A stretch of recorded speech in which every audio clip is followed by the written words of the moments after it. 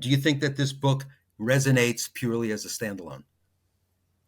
So like to think that because, as you say, it has this kind of element of, is it a story of love set in an espionage environment, or is it an espionage story? I feel like the human characters in it are sufficiently enlivened and compelling on their own that it doesn't it can be approached as a standalone, or at least approached as a gateway into the le Carré canon.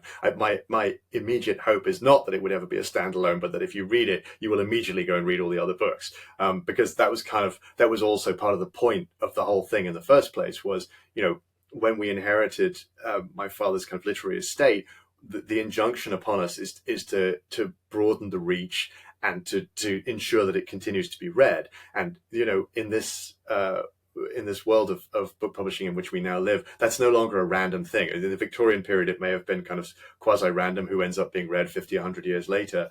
But for us now, it's a question of resources and focus, and making a big enough imprint on the mind of the world at any given time that someone's going to kind of say, yeah, actually, we should reread those. Those are important.